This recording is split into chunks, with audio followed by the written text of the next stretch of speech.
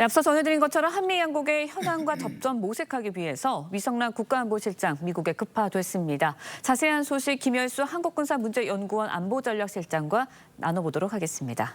안녕하세요. 네, 안녕하세요. 네, 상호 관세 유예 기간 내일 종료입니다. 앞두고선 도널드 트럼프 대통령, 미국이 이제 12개국 상대로 상호 관세 발효일 8월 1일로 미루는 대신 최대 이제 70% 관세를 적용할 수 있다. 그러면서 최후 통첩 이러면서 선택을 하라. 이런 입장을 밝혔거든요. 어떤 의미가 있다고 보세요? 예, 트럼프 대통령이 직접 압박에 나서야 되겠다는 생각을 한 것 같습니다. 지금 말씀하신 것처럼 지금까지 한 90일 정도의 시간이 지났지만 중국하고는 제네바 합의를 통해 가지고 일정 부분 합의가 됐지만 지금까지 관세에 대해서 합의된 것은 베트남하고 그리고 베트남하고 영국 정도 되지 않습니까? 그래서 협상이 아주 지지부진했죠. 그래서 직접 나서야 되겠다는 생각이 하나 있고요. 또 하나는 트럼프 대통령 스스로의 고민이 있다라고 생각을 합니다. 왜 그러냐면은 트럼프 대통령이 이제 계속 결정적인 순간일 때 도망간다라고 하는 뜻에서 타코라고 트럼프 always chickens out라고 이제 얘기를 하잖아요. 이런 얘기를 듣지 않아야 되겠다는 생각에서 이런 편지를 보냈고 또 한편으로는 8월 1일부터 적용한다라고 그랬잖아요. 그런데 실제로 관세가 내일부터 적용이 되면 이것은 미국에서 인플레이션이 된다는 것은 불을 보듯 뻔한 거거든요. 그렇게 되면 결국은 트럼프 대통령이 정치적 타격을 입을 수 있기 때문에 이런 고민들이 이렇게 반영이 됐기 때문에 8월 1일까지 협상 공간을 좀 열어둔 게 아닌가 이런 생각을 합니다. 네, 트럼프 대통령 일단은 상호 관세율 적은 서한 12개에서 15개 나라에게 전달하겠다 이런 이야기를 하고 있거든요.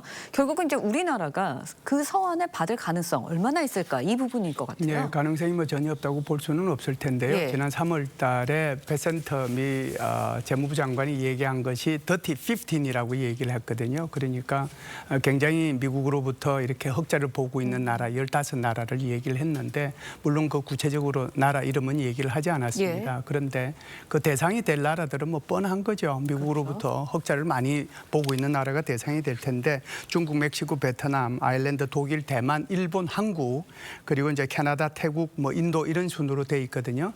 그렇다라고 하면은 15나라 중에서 지금 중국하고 베트남하고 이렇게 빠지면 대충 이제 12나라 정도 되거든요. 그러니까 이쪽에는 편지를 보내겠다라고 그러는데 그중에 이제 한국만 이렇게 쏙 빼고 편지를 보내겠느냐 이런 생각에 대해서는 여전히 이제 의문이 있습니다. 그래서 그런 가능성이 이제 있을 수 있고 그래서 여기에 대한 편지 받을 가능성에 대한 대비가 훨씬 더 중요하지 않겠는가 이런 생각은 합니다. 네, 이제 앞으로는 이제 미국과의 협상에서 우리나라가 취해야 될 그 자세, 스탠스일 것 같습니다. 일단은 앞서서 이시바 시게루 일본 총리 동맹 무기라도 할 만은 하겠다. 아니란 타협하지 않겠다. 이렇게 밝히기도 했거든요. 우리가 어떤 위치를 좀 취해야 할까요? 일본의 이제 이시바 시게루 총리가 이런 말을 한 것은 일본 내부에 이제 여러 가지 정치적인 일정을 이제 고려해서 이런 말을 이제 한 것으로 생각을 합니다. 7월 20일 날 참의원 선거가 있거든요. 그래서 참의원들 중에서 한 반 정도가 3년 임기를 마치고 이게 새로 교체를 하게 되는데요.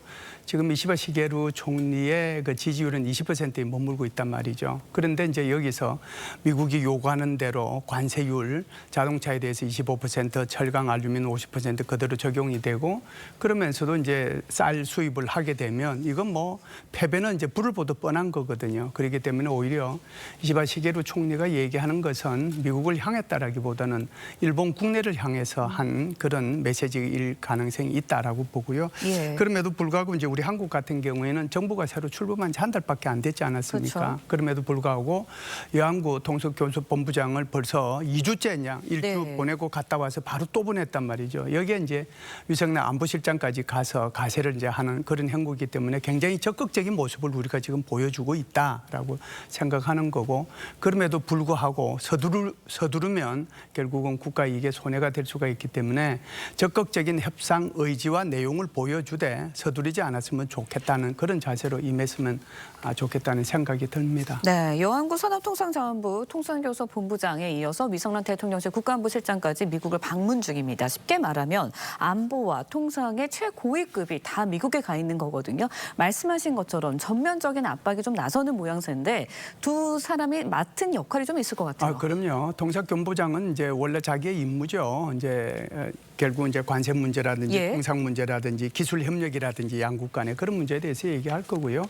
이제 안보실장 같은 경우에는 직접 이제 통상이나 이게 관세하고는 직접적으로 연관은 없습니다. 그럼에도 불구하고 사실상 트럼프 대통령한테 루비오 국무부 장관이 국가안보보좌관 역할을 지금 겸임을 하고 있기 때문에 얘기할 수는 있거든요.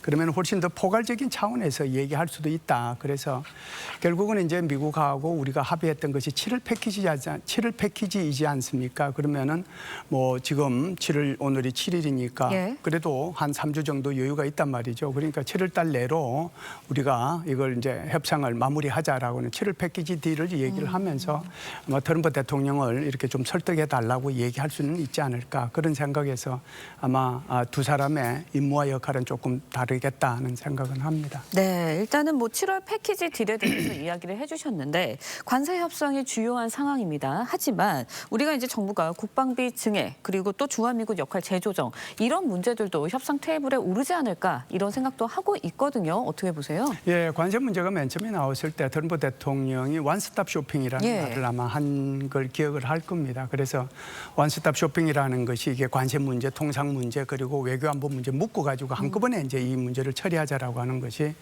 원스톱 쇼핑인데 지금 이제 우리가 이제 그런 형태로 나가고 있거든요. 그렇기 때문에 통상교섭본부장과 함께 안보실장도 이렇게 갔다라고 생각을 합니다.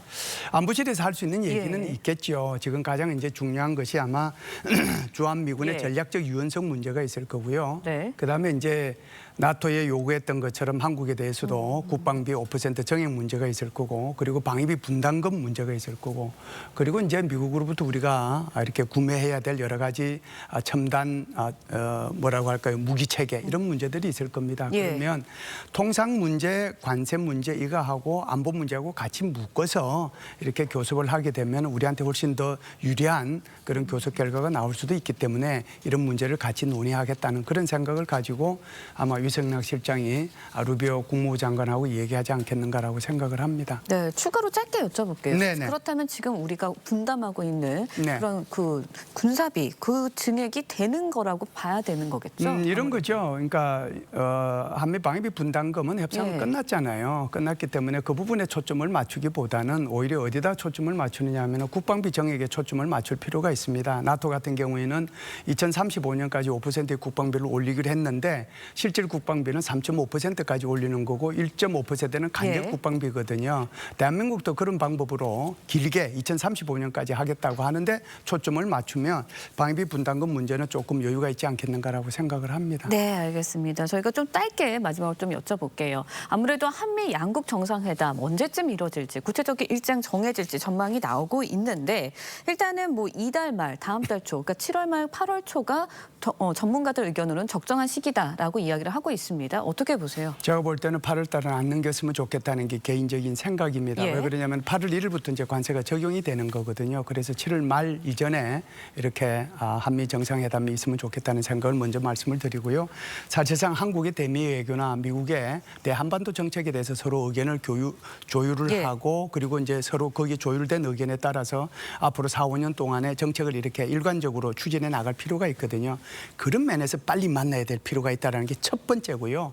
두 번째는 좀 전에 말씀드렸다시피 8월 1일부로 관세가 적용이 되지 않습니까? 그렇기 때문에 지금은 이제 실무 차원에서 계속해서 협상을 하고 그중에서 한두 개 정도는 남을 수 있을 거예요. 그 한두 개 정도 남은 것은 최종적으로 한미 정상회담을 통해서 이걸 타결할 수도 있거든요.